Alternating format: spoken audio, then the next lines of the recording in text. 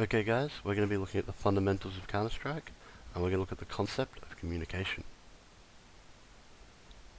We'll be covering the basis of communication, microphone setup, required information in the freeze time, during the round, and after the round ends, and we'll be covering examples of what to do and what not to do in each of these three. So let's have a look at the basis of communication. So there are three ways of communicating, either via voice, by text, or by radio commands. Voice is preferred, text is next most preferred. If you have a microphone, please use it. If you do not have a microphone, please get one. If you cannot get one, then you have to use text. Or if your microphone is broken for some reason. There are three fundamentals here. One is accuracy. You want to be as accurate as you can, so people know exactly what you mean and don't have to assume as much as you have to. You want to be as short as you can, so the radio commands aren't cluttered, and so you can be very quickly respond to what's going on.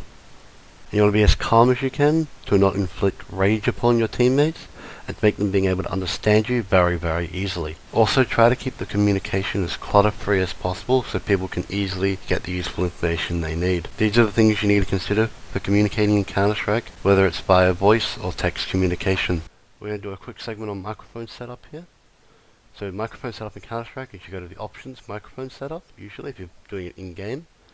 If you have a push to talk button on, make sure your push to talk button is on an easily accessible keyboard that you can use while moving, while shooting, while reacting to enemies, so you don't have the trouble of only communicating when you're dead.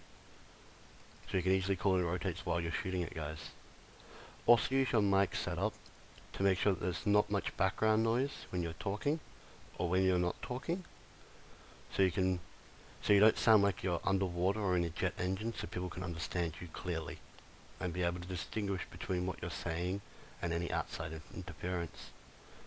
Also, it's better if you turn your fan off, but that is sometimes unavoidable. We're going to talk about required information. So in the freeze time, there's a few required things you have to talk about. You got to talk about what you're buying, whether you're not buying, and if you're buying AWPs or not buying AWPs, etc. Positions or strategies, depending on what you're playing. So whether you're playing, long A, or whether you're going to rush B.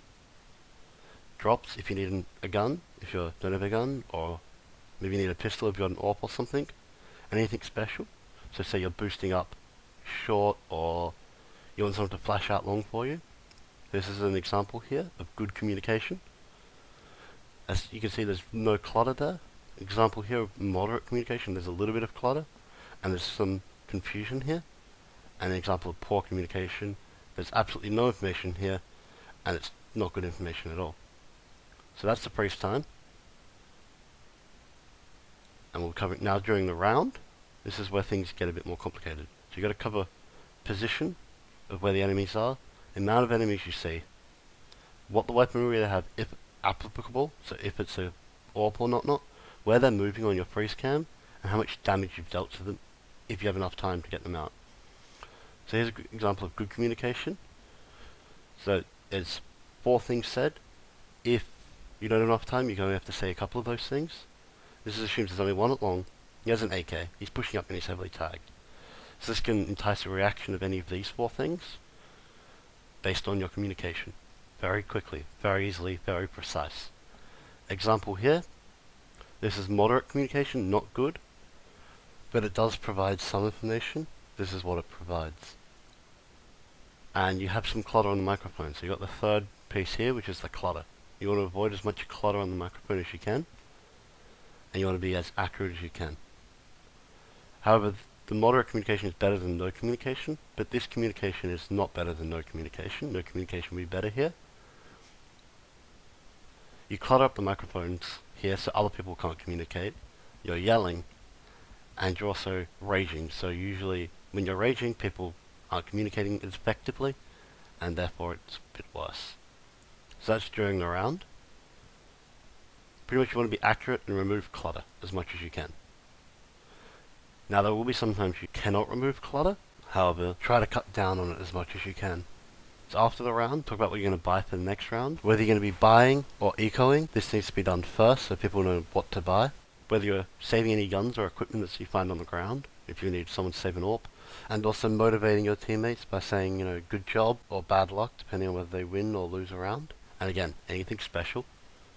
After all this is said, if need all be said, you can then use your clutter on the microphone until the freeze time. So that's good communication, moderate communication. Again, 2 pieces of clutter, 1 plus good information. Bad communication, all clutter, nothing useful. Thanks for watching, guys. I'll see you next time.